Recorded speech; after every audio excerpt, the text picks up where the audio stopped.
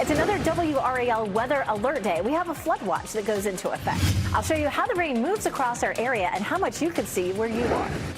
Kidnapping arrest. A man faces multiple charges after police say he held a woman and 3 children hostage in Raleigh overnight. What we're learning about the suspect before his first court appearance today. Culture of hostility. Cary's Town Council is trying to fix major issues identified in a 2,600-page state audit. The steps they're taking to make it easier for town employees to report any concerns. We are following those stories and more, as well as your morning commute. WRAL News at 8 on Fox 50 starts in about 30 seconds. Now be careful with Hardee's new hot honey. You'll get lost in that made-from-scratch hot honey chicken biscuit. Right now, get the hot honey chicken biscuit or any chicken biscuit for just $3.99. Only at Hardee's. What's up, Bubba? Hey, Brad. Did we win something? Oh, yeah. What's that? Partner with some chicken. Yeah. Right now on the app, My Rewards members get the Bubba Wallace Full Throttle Tenders Meal with a collectible Hardee's card. Your number one source for local news. This is WRAL, coverage you can count on. Good morning, everyone. It's 8 a.m. here on your Wednesday. Thanks so much for tuning in here on Fox 50. I'm Laura Levine. And I'm Ken Smith. Today is a WRAL weather alert day, and for good reason. Let's get over to meteorologist Elizabeth Gardner, the WRAL Severe Weather Center, tracking it all. Yes, this next weather maker has produced some strong to severe thunderstorms in Virginia in the last 12 hours or so. That front gradually sinks across our area over the next 36 hours, bringing us a good chance for rain. You can see some rain from Roanoke to Richmond. It's a fairly narrow band, but lots of lightning with it, and gradually it sinks southward. But look at this, right here in parts of Halifax, Northampton County, we're starting to see a few isolated showers, and that does include parts of Edgecombe County as well. So starting to see a little bit of that rain popping up in our northern counties. We'll likely have our best chance of severe storms in our northeastern counties for today, and of course the flood watch goes into effect and lasts all the way through Thursday. Our best chance of severe storms, which produce wind damage, is going to be in our northern counties. We could see that anywhere, but it's less likely from the Triangle area southward. Flood watch goes into effect during the day today, 2 to 4 inches with some heavier totals possibly along the I-95 corridor over the next day or so. We'll see that chance going up this evening in the Triangle and really going up overnight tonight and into the day tomorrow. RDU looking mainly cloudy. It's been a really warm night. We never even dropped into the 70s in the Triangle this morning. It's 81 right now. 71 is our dew point. So it's warm, it's sticky, very tropical. Lots of moisture for that front to work with, and a southwest wind at around 22 miles per hour, so it's a bit breezy as well. We do hit 90 for this afternoon, but tomorrow with that front, it brings rain and some cooler temperatures. I'll show you how long we'll see temperatures well below normal. Coming up, Ken. Checking the morning commute here is the 8 o'clock hour. Congestion building on some of our major routes, including here at I-40 and Lake Wheeler Road. You can see what I'm talking about here. So let's widen out the view, give you a look at the sensors in terms of what you can expect in terms of delays. And that section of the Beltline, as jammed up as that looks, here's what we're looking at right now. It was a 4-minute delay. Now it's up to a 6-minute delay. So things are getting a little slower around the southern loop of the Beltline. So keep that in mind as you get ready to head out. And that's part of your morning commute.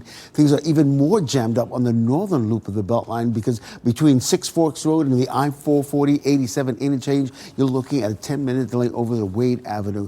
We're all picking up some congestion, heavy congestion on I-40 east and westbound between Wade Avenue and I-540 this morning. You can see from this camera at I-40 and Aviation Parkway, there was a crash near Aviation Parkway that's in the clearing phase right now. So you're coming east on I-40, you're looking at a 6-minute delay. Our friends in Wake Forest, you're looking at a 7-minute delay.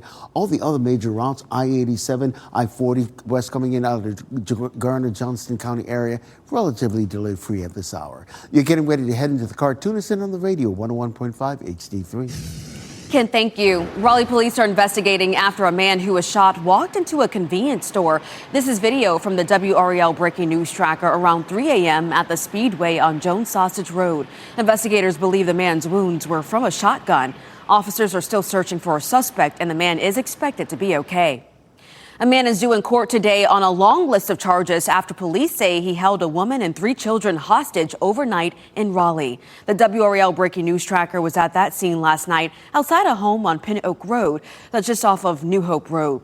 Police cleared that scene around 2:30 this morning. Court documents show Don Von Privet is facing charges including kidnapping, assault on a woman, and robbery. He's due in court in Wake County this afternoon.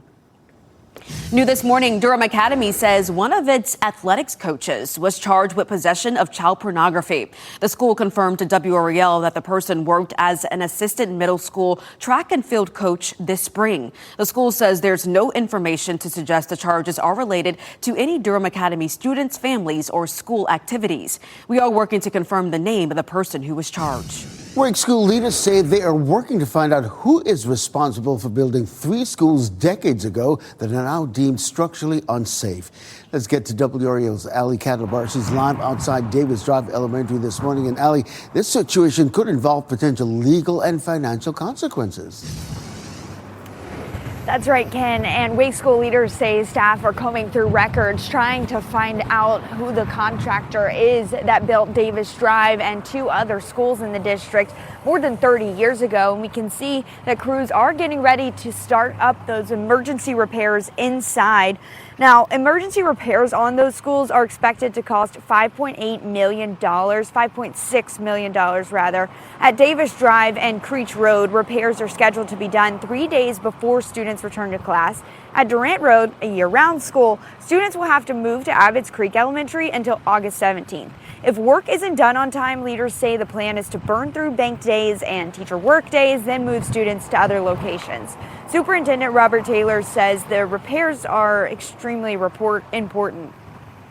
What the engineers found was not about aging. It really was about original construction when the building was designed. So we are asking the district these questions that you're going to see on your screen. Who is responsible for building these 3 elementary schools? And also, did they build any other schools in the district? Now, the district says they are still searching for those answers. When we hear back, we'll let you know. Reporting live in Cary, Ali Kadlabar, WRAL News. Well, we're going to stay in Cary right now. Town leaders are working on making changes after a recent state audit. Yes, the report detailed years of financial misconduct and a toxic workplace culture tied to former town manager Sean Stiegel. So WRAL's Kelsey Coffey, she joins us live now to really explain how the town council plans to move forward. Kelsey. Yes, Laura, this morning, what's been going on behind closed doors here inside Cary Town Hall is being brought to the forefront. A new state audit lists some recommendations for how town leaders could become more transparent. The audit details not only years of financial misconduct, but also a, quote, culture of hostility established by former town manager Sean Stiegel. Council members are considering bringing in consultants to manage annual performance reviews of top town employees. They are also working to make changes that will not allow the town manager as much financial power. Plus, they're considering updates to the policy for town-issued credit cards. We emailed all 7 town council members last week to ask how much responsibility they take for letting Stiegel operate mostly unchecked for years. Carissa Kahn Johnson was the only one who was willing to speak with my colleague Heidi Kirk at a work session last night. Do you believe by putting some of these policies in place, these changes, it'll create a better environment going forward for people to speak up? One of the challenges is, when we approach policies as a solution to these problems, that's not adequate. What we really need is to have policy and behavior modeled together.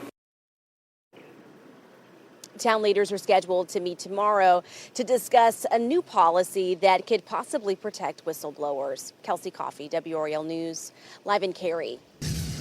Happening today, the bodies of 4 soldiers, including 2 from Fort Bragg, who were killed in the Middle East this weekend, will return to the U.S. President Trump plans to attend the dignified transfer ceremony today at Dover Air Force Base. Now, Lieutenant Tyler Fion died over the weekend in an Iranian attack on a base in Jordan. He was part of the 2nd Battalion, 55th Air Defense Artillery Regiment. He was from Hawaii. Loved ones are also remembering Sergeant Michael Swinton. He died over the weekend as well during a controlled detonation in Iraq. He was 30 years old. Swinton attended several Cumberland County high schools and enlisted in the Army in 2017. Well, the U.S. military says it completed an 11th consecutive night of strikes on Iran. In a social media post last night, U.S. Central Command says the United States hit several Iranian targets. As the war approaches the 5-month mark, the Trump administration is asking Congress for nearly $88 billion to fund the war. And now lawmakers are asking Defense Secretary Pete Hegseth about the progress being made by the U.S. We need straight answers. Do we have the ability to destroy whatever is underneath Pickaxe Mountain? Senator, a lot of our capabilities are classified, but if anybody in the world can reach anything on God's green earth, it's the United States military, the most powerful military in the world. It's all about options and trade-offs. Secretary Hegseth says the cost of the war in Iran so far more than $37 billion, but military experts say that number is likely higher. A recently returned search warrant is shedding new light on the 2004 death of 16-year-old Josh Davis in Garner. It identifies a local police officer as a suspect in the case. According to the search warrant, tipsters told Garner police in 2008 and 2010 Megan Potter was involved in Davis's death. Potter, who is a Four Oaks police officer, denied it. The warrant says that she was identified as a suspect last year during a case review. It says that she used a law enforcement database to search one of the tipsters. The FBI seized her phone in March, and Garner police want more information from it. Potter was demoted in June and placed on unpaid administrative leave. She was not, and she has not, been charged in connection with Davis's death. Today, the first of 2 giant turbines will arrive at the New Person County Energy Complex in Roxborough. Duke Energy says the plant will use combustion and steam turbines to generate electricity. The company says that will increase efficiency. The turbine is expected to arrive later this morning.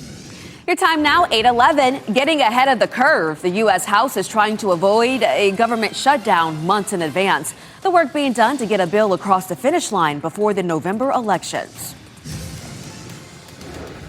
And we have a flood watch going into effect today, lasting all the way through tomorrow. We have a cold front that will move slowly across our area to bring us some significant rainfall. I'll show you how much coming up.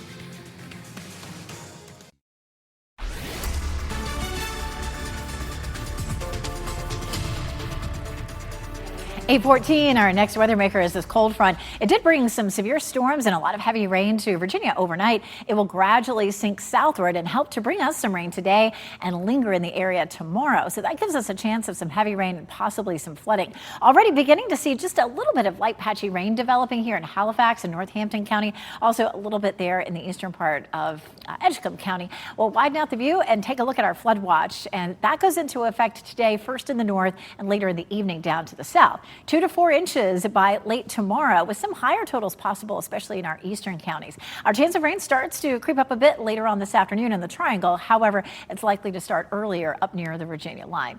We take a look outside. North Hills looking mostly sunny but hazy and really warm. Our temperatures have been in the 80s this morning and stay there. 81 Fayetteville and Southern Pines, 81 Goldsboro. It is 79 in Roanoke Rapids. So walking the dog this morning feels really steamy. We'll hit 90 degrees this afternoon, but tomorrow's rain will drop our temperatures significantly. I'll show you for how long coming up. Ken?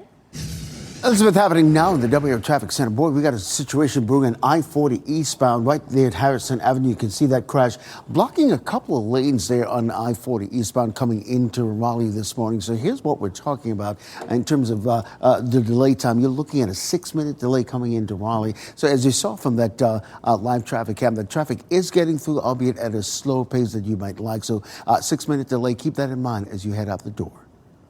Ken, thank you. Lawmakers in Washington are working to avoid a government shutdown at the end of September as we're taking a live look at the U.S. Capitol, where last night the House approved a stoppage bill months ahead of schedule. The bill would fund the government through December 4th, and this is meant to ensure that a shutdown would not happen before the midterm elections in November. Meanwhile, President Donald Trump is appearing to downplay China's influence in American elections after making accusations during his national address last week. So last Thursday, the president declassified intelligence that he said revealed vulnerabilities in the U.S. election infrastructure. He also blamed China for, quote, the largest compromise of election data in history. Now, when asked about how the White House plans to respond to those claims, the president said the incident is in the past. Mr. President, are you planning on putting any pressure or consequences on China for what you announced about them meddling in the 2020 election? Well, we're going to talk to them about it. It took place a long time ago. I think China is maybe a little bit different today than it was then. But look, they do things and we do things to them. I'll be honest. We do things to them, too. It's not a one-way street, but we'll be talking to them. The president has made election integrity a priority for years now. He has repeatedly claimed without evidence that there was voter fraud in the 2020 election. Well, you can expect traffic delays in Raleigh this week as there are 2 concerts happening at Carter Finley Stadium.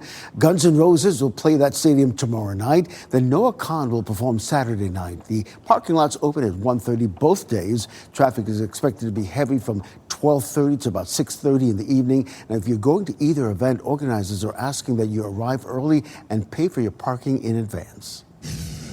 Tropical storm Bertha is expected to make landfall in the Gulf Coast today. It's forecast to unleash heavy rain on coastal areas of northern Florida, Alabama, and Mississippi, as well as Louisiana, pushing toward the Texas as well. Communities along the Gulf are getting ready. People in Louisiana are filling sandbags as they prepare for landfall. I'd rather take the necessary precautions that I need than have water coming in my house. You can never over prepare for something living down here. Bertha is the second tropical storm of the Atlantic hurricane season. Well, the intense heat doesn't just affect how you feel. It can put a strain on your car's windshields. Meteorologist Chris Michaels shows us how they can crack under pressure when the temperatures rise in today's Ask the Meteorologist. Hey, Chris. Hey there, Laura. Yeah, it sounds kind of odd, but I mean, look, we've had summer heat. We've had intense summer heat so far. We've seen 45 days at or above 90 degrees. 25 of those have gotten to or above 95 degrees, and then 6 have hit 100 degrees so far this summer. So according to SafeLight, you've got these 2 layers of glass. They're bonded with plastic in between. So obviously that outer layer of glass is going to heat up a lot more because it's subject to more direct sunlight. When you get a chillier rain that falls on top of that hot glass, it causes some uneven expansion, leads to maybe a little more tension, weakness, and eventually some cracks, even though you may never have had a rock hit your windshield. So a couple of things you can do to get ahead of that. Avoid parking in direct sunlight. Try not to blast the AC right away. I know it's tempting, especially with how hot it's been recently. And then in terms of washing the car, the cold water can create that little bit of tension too. But we at least get a break in the heat these next few days. Temperatures reaching 80 degrees or below, our coolest stretch since early to mid-May. But it does come with a lot of rain, Elizabeth, and starting to see a few showers in our northern counties this morning. Yes, this cold front is our next weather maker, and that brought a lot of rain and some severe storms up to Virginia last night and yesterday. Now we're starting to see it get a little closer to us and sparking just a few isolated showers here. It's right around Roanoke Rapids, so parts of Halifax, Northampton County, Edgecombe County, and Warren County seeing a little bit of light patchy rain. This is the area that will have the best chance of seeing any wind damage for today. It's also the chance of the heaviest rainfall, as you can see, since it's already beginning. Flood watch goes into effect at 9 o'clock in our northern counties and at 6 p.m. in our southern counties. It lasts all the way through Thursday with as much as 2 to 4 inches of rainfall. And again, right where we have the showers popping up right now is where we'll have the highest flood risk, which makes sense. We're already starting to see that rain, and the front is still well to the north. Much of the remainder of the viewing area has a medium risk for flooding, but it really doesn't look like we're going to see a whole lot of rain from the Triangle area southward until late tonight and into the day tomorrow. So for tomorrow, from Rocky Mount to Wilson to Smithfield to Goldsboro, that's where we'll have the best chance of any flooding. So keep that in mind. But we could see it anywhere. It's a medium risk for the rest of the region. Here's a look at Futurecast. Those showers, even at lunchtime, are still well up toward the Virginia line. And at 3 o'clock, we're still dry in the Triangle. At 5 o'clock, this is the new run of the computer model. Much of that rain is still to the north. So this may not be a huge issue for the evening commute. But I think tomorrow morning's commute will be pretty messy. We take a look at midnight and starting to see more widespread rain. And look at that, between 6 and 7 a.m., a lot of rain in the Triangle area and down to the south. There's lunchtime, but after lunchtime, much of that rain shifts southward. We may have just a few isolated showers during Thursday evening's commute, but we could see a repeat of that on Friday and maybe even Saturday. Friday and Saturday, a 40% chance of rain, but the best chance certainly will be late tonight and into the day on Thursday. How much rain between now and early next week? Well, as much as 2 to 5 inches. We need that rain, but of course, that much rain certainly has the potential to cause some flooding. And you're going to a concert tomorrow, Guns N' Roses at Carter Finley. Most of the rain should be south. We should be okay for that concert. Watching Noah Kahan carefully. early. We do have the potential for a few scattered showers or thunderstorms. It should be nice and cool with upper 60s. And we take a look at how long our cool temperatures last. We're going to see highs only in the 70s for tomorrow and then in the 80s through Sunday. We'll talk about how rare it is to have temperatures in the 70s this time of year. Coming up, Ken. All right, Elizabeth, happening now in the WRAL Traffic Center. We got a crash on I-40 eastbound right near the Harrison Avenue exit, blocking a couple lanes. You can see first responders working that scene right now. Even though traffic is getting through, it's still adding to some congestion that we're picking up there coming in from the Durham Chapel Hill area. You're looking at a 7-minute delay from coming in from Chapel Hill in the Durham area. Also, we're picking up some delays coming in from Wake Forest. You're looking at a 7-minute delay as well. Now, if you're heading west on I-40 right now, you're looking at just a 3-minute delay. So as congested as it appears, things are moving along at a clip, albeit a slow, steady clip. We're picking up some delays coming in from Chapel Hill. You're looking at a 7-minute delay if you're heading into Durham as well. Here's a live look right now at I-40 Lake Wheeler Road. Those are the westbound lanes moving away from us. And right now, I just checked the sensors. You're looking at just a 4 to 6 minute delay. You're getting ready to head into the Cartoon Center on the radio, 101.5 HD3. As you get into your car, tune to WRAL News Plus on your radio. In Raleigh on 99.3 FM. In Durham, 96.5 FM. And everywhere on 101.5 HD3. Good morning, everyone. The time is 8:26 here on your Wednesday morning. I'm Laura Levine. Let's get over to meteorologist Elizabeth Gardner tracking our forecast. And Elizabeth, it's a muggy start to our day here. Oh, it really is. And a really warm one, too. Our overnight lows are in the 80s, which is high even for us. A few isolated showers have popped up here in our northeastern counties, especially Halifax and Northampton County. We'll likely see the best chance of rain today in those counties, but we do have a flood watch that goes into effect across the viewing area during the day today. 2 to 4 inches possible, with our eastern counties having the best chance of some totals that could be higher than that. Around the triangle, those chances for rain do increase, especially mid to late afternoon, and then go way up overnight. Tomorrow morning looks like it could be pretty wet around the triangle. North Hills right now is nice and dry, but really warm. 81 Goldsboro, Durham, Raleigh, Fayetteville, Southern Pine. So it's a real warm start to the day, and it is a hot afternoon with a high of 90, but tomorrow's rain will keep our highs in the 70s, Ken. All right, Elizabeth, we're still monitoring that crash on I-40 eastbound near Harrison Avenue, blocking a couple of lanes. But as you can see, some of the traffic is getting through, albeit at a slow, steady clip. But we're keeping an eye on that, let you know how much of a delay you're looking at in terms of coming east on I-40 right now. Right now, you're just looking at a 7-minute delay coming in. Coming up, I'll have another look at some other major routes heading into the Raleigh area. Raleigh police are investigating after a man who was shot walked into a convenience store. This is video from that scene at around 3 a.m. at the Speedway on Jones Sausage Road. Investigators believe the man's wounds were from a shotgun. He is expected to be okay. And coming up next on Fox 50, town leaders in Cary making changes after a recent state audit. Plus, up next on Today, Tracy Ellis Ross chats about traveling the world solo.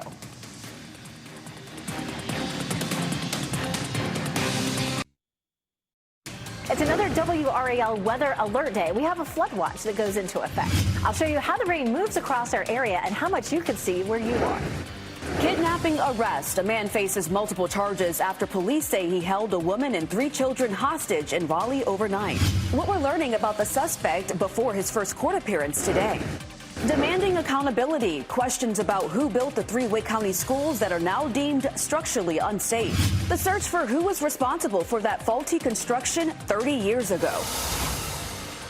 Yeah, we got a lot to get to here in this half hour. So appreciate your time. I'm Ken Smith. I'm Laura Levine. Yeah, we're going to get you caught up on all of those new developments this morning. But let's begin with meteorologist Elizabeth Gardner, also tracking some new developments when it comes to our forecast, Elizabeth. Yes, we have this cold front. That's our next weather maker. Been producing some showers and thunderstorms up into Virginia. Some of those were severe. And we're looking at that starting to dip southward into our area. It'll be a very slow mover. So we'll continue with a chance for rain all the way through the day tomorrow, at least in parts of the viewing area. Starting up this morning already from Roanoke Rapids eastward, so Halifax, Northampton County seeing some showers. Look how close that line of thunderstorms is up around Farmville, heading down toward Petersburg. So it's probably just a few hours from arriving near the Virginia line.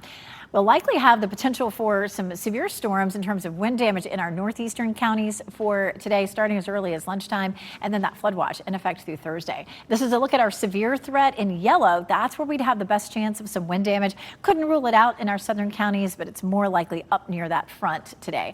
We see a flood watch going into effect this morning in the north and this evening down south. It stays in effect through tomorrow. And the triangle will have an increasing chance of some scattered storms as we head through the afternoon. But during the day today, a lot of that will be up near the Virginia line. It shifts southward overnight. We'll talk about how much rain we could see total coming up. Ken? What's been happening now? We continue to monitor this crash on I-40 eastbound near Harrison Avenue. You can see right there this crash blocking at least 2 lanes. Traffic is getting through on the other 4 lanes, so we're seeing some congestion building as a result of this because you got some onlooker delays as well. Right now you're looking at an 8-minute delay, so keep that in mind as you're heading out. Maybe I-540 might be an alternate route for you. We are picking up some delays in Apex on US 1. Our friends in Wake Forest, you're looking at a 6-minute delay coming in, but I-87 free and clear. So for those of you heading west on I-40, maybe you're heading to Durham, right now you're looking at a 3-minute delay. We're also picking up some delays coming in from Chapel Hill. If you're heading to I-40 eastbound, you're looking at a 7-minute delay. It's mainly around the Highway 54 interchange, so keep that in mind as you head out. Here's a live look at I-40 Lake Wheeler Road, the southern loop of the Beltline. This is the congestion that we see this time of the morning on that southern loop of the Beltline. Right now, you're just looking at a 2-minute delay if that's part of your morning commute. Ken, thank you. A man is due in court today on a long list of charges after police say he held a woman and 3 children hostage overnight in Raleigh. The WRAL breaking news tracker was at that scene last night outside a home on Pin Oak Road. That's just off of New Hope Road. Police cleared the scene at 2:30 this morning. Court documents show Don Von Prevet is facing charges including kidnapping, assault on a woman, and robbery. He's due in Wake County Court this afternoon. Also, Lower Raleigh police are investigating after a man who was shot walked into a convenience store. This is video from the WRAL breaking news tracker around 3 o'clock this morning at the Speedway on Jones Sausage Road. Investigators believe the man's wounds were from a shotgun. Officers are still searching for the person responsible for that shooting. Wake school leaders say that they are working to find out who is responsible for building 3 schools decades ago that are now deemed structurally unsafe. WRAL's Allie Catlabar has been following this story. She's live from Davis Drive Elementary. And Allie, there could be some potential legal and financial consequences. Yeah, Laura, Wake school leaders say that staff are combing through records trying to figure out who built Davis Drive Elementary and 2 other elementary schools, talking about more than 30 years ago. Now, emergency repairs on those schools are expected to cost $5.6 million. At Davis Drive and Creech Road, repairs are scheduled to be done 3 days before students return to class. At Durant Road, a year-round school, students will have to move to Abbott's Creek Elementary until August 17th. Now, if work isn't done on time, leaders say the plan is to burn through bank days and teacher work days, then move students to other locations. Superintendent Robert Taylor says the repairs are extremely important. Will always err on the side of safety. And so we accept whatever the cost will be for that and the disruption that it may make. But safety of students has always been paramount for me, and they cannot learn if they're not safe. Now, Taylor also said in that meeting that they found that the contractor did not match the architect's design. And so this morning we are working to find out who is responsible for building these 3 elementary schools that are now deemed unsafe and if they built any other schools. Reporting live in Cary, Allie Catlabar, WRAL News. This morning, town leaders are working to make changes after a recent state audit. The report detailed years of financial misconduct and a toxic workplace culture tied to former town manager Sean Stiegel. We've been asking town council members how much responsibility they take for how we got here and what role they play in fixing the problems. WRAL's Kelsey Coffey is in Cary to explain how the town council plans to move forward. Today, what's been going on behind closed doors here at Cary Town Hall is finally coming to the forefront. A new audit lists recommendations for how town leaders could step up their transparency. The audit details not only years of financial misconduct, but also a, quote, culture of hostility established by former town manager Sean Stiegel. Council members are considering bringing in consultants to manage annual performance reviews of top town employees. They are also working to make changes that will not allow the town manager as much financial power. Plus, they're considering updates to the policy for town-issued credit cards. We emailed all 7 town council members last week to ask how much responsibility they take for letting Stiegel operate mostly unchecked for years. Carissa Kahn Johnson was the only one who was willing to speak with us at a work session last night. My failure in this situation has been not being loud enough and not being, I think, proactive enough to ask enough questions in the few instances where I started to see things didn't seem quite right. Town leaders are scheduled to meet tomorrow to discuss a new policy that could protect whistleblowers. Kelsey Coffey, WRAL News in Cary. The town of Zebulon also at the center of a new state audit. Now it has launched an online tool for people to follow its progress toward correcting the issues. A state investigation revealed excessive spending and a lack of a proper oversight. Town officials say their progress dashboard is a central place to track their improvements and initiatives. Zebulon leaders say their goal is to be more transparent. Well, today, President Trump plans to attend the dignified transfer of the 4 U.S. service members killed in the Middle East in recent days. Yes, that includes 2 soldiers from Fort Bragg. The troops' remains will be returned to their families at Dover Air Force Base at 11 this morning. One of those soldiers is Sergeant Michael Swinton. He died over the weekend during a controlled drone detonation in Iraq. Swinton attended several Cumberland County high schools and enlisted in the Army in 2017. His mother remembers him as a devoted soldier and father of 2 children. He will receive the Bronze Star Purple Heart and Combat Action Badge. He was also promoted to Staff Sergeant after his passing. Well, Lieutenant Tyler Fionn, who was also based at Fort Bragg, died over the weekend in an Iranian attack on a base in Jordan. He was part of the 2nd Battalion, 55th Air Defense Artillery Regiment. He was from Hawaii. Private Isabella Gonzalez, who was from Texas, also died in that attack. She was based out of Germany. And a 3rd soldier, Angel Ramsad, who was also based out of Germany, is believed to have died in that attack. Well, this all comes as the U.S. military completing its 11th night of strikes on Iran. The Trump administration is asking for more money to cover the costs of this war. The administration estimates the war in Iran so far costing more than $37 billion. Defense Secretary Pete Hegseth and General Tim Kaine faced some tough questions on Capitol Hill yesterday as they were asked about the extra $67 billion. Some Democrats questioning Hegseth's leadership.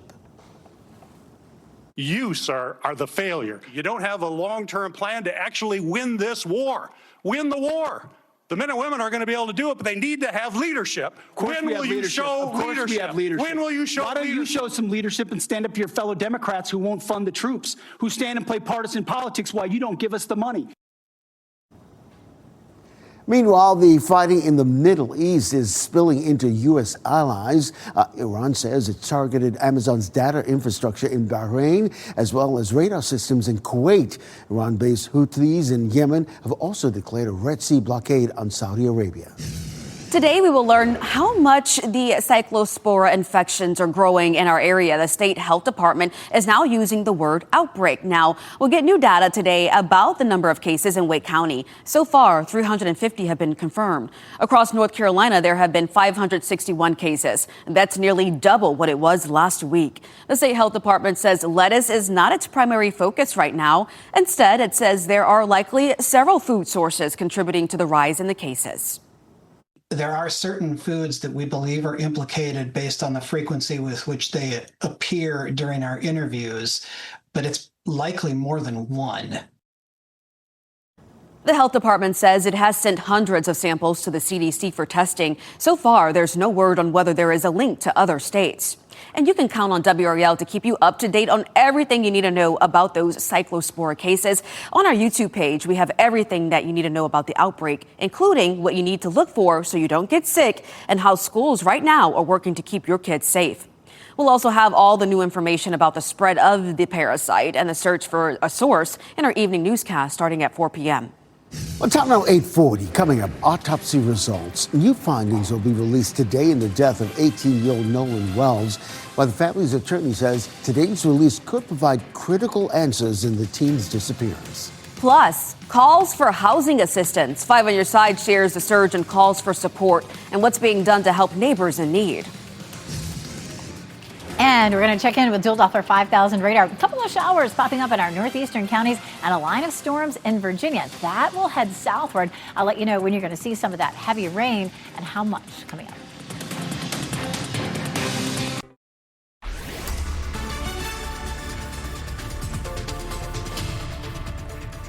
Our next weather maker is this front that's been bringing some strong storms up into Virginia and some heavy rain. We'll see that continuing to sink southward already. Out ahead of it, we're beginning to see some showers develop around Roanoke Rapids, parts of Halifax and Northampton counties. More of that rain, though, will dip southward, and that is going to be the cause for our flooding potential. That front will gradually sink southward over the next 36 hours, all the way through the day tomorrow, bringing us as much as 2 to 4 inches of rain with a chance of some higher totals north and east. Expect the chance of some showers and storms even in the Triangle by the time we get to the evening commute. But the heaviest rain in the Triangle comes in tonight through early tomorrow morning. Some hazy sunshine here over Raleigh. This is a look at North Hills, 81 in Goldsboro and in Raleigh, 77 Roanoke Rapids, 81 in Fayetteville. It's been a very warm start this morning, and we'll see a high of 90 this afternoon. So very warm and muggy day for us. If you're headed to the pool from the Triangle area southward, you're probably in pretty good shape because we won't see that rain until later on. Ken? All right, Elizabeth, happening now in the WRAL Traffic Center. That crash we've been monitoring on I-40 eastbound near Harrison Avenue is off to the shoulder of the road right now, but we're still seeing some lingering delays for those folks coming in to Raleigh on I-40 eastbound. Right now, you're still looking at an 8-minute delay coming in. As far as other routes coming into the Raleigh area, a 5-minute delay coming in from Wake Forest and all the other routes. I-40 westbound coming in out of the Garner-Johnston County, I-87 coming in out of Knightdale, relatively delay-free at this hour. Okay, Ken, thank you. Well, right now we are looking at just how many people in North Carolina need financial help. Whether it's housing, food, or utility payments, the cost of living is one of the most talked about topics in the country right now. 5 on Your Side's Alex Littlehels dug through the numbers and found out how many people in the Triangle may be struggling. How can I help you? WRAL is taking you inside North Carolina's 211 call center, a hotline staffed by the United Way, pointing callers to resources on where and how they can get help. Is this your first time reaching out to 211? WRAL looked through months and years of call data. We found the number of housing and shelter calls for the Triangle hit a new high for the first 6 months of a calendar year, almost 10,000 calls in the first half of 2026. The numbers have continued to rise steadily since 2023. 211 managers say they can't say for certain how many of the calls are because of increased familiarity with the hotline itself, but that cost of living challenges are undeniably one reason why. You know, I get to see firsthand, or rather hear firsthand, what people are calling about. So a lot of them, you know, might have been in the hospital and they work a job that's hourly. And so because they're not able to work, they can't make money. Plus, what do the numbers say about rent assistance and utility assistance here in the Triangle? Well, we talk about those numbers later tonight. Reporting, I'm Alex Littlehales, WRAL News. Today, the results of an independent autopsy into 18-year-old Nolan Wells' death will be released. That's according to civil rights attorney Ben Crump, who is also representing the family. The findings will be made public during a news conference at the NAACP National Convention Office in Chicago. Wells' parents are expected to be in attendance as well. Crump has vowed to conduct his own investigation into the circumstances behind the teen's death. Wells took a boat trip with friends on the 4th of July to an island off the coast of Mississippi. His body was found 2 days later. The Mississippi State Medical Examiner's Office conducted its own autopsy but has not yet released those findings. Well, New York City Mayor Zohran Mamdani says that he will not be able to have Israeli Prime Minister Benjamin Netanyahu arrested if he travels to New York. That's despite a campaign promise that he made. Now, Mamdani says that his administration found it doesn't have the independent legal authority to enforce an arrest warrant from the International Criminal Court. The court charged Netanyahu with war crimes over Israel's response to Hamas terror strike in October of 2023. Mamdani says that he's still not backing down from the Israeli leader. Benjamin Netanyahu is not welcome in New York City, nor is any other war criminal at large. While we cannot end the genocide on our own, we can decide whether our silence will become another weapon, and we can examine every tool we have to defend the humanity and dignity of all people. Netanyahu is expected to travel to New York City when the UN General Assembly convenes in September.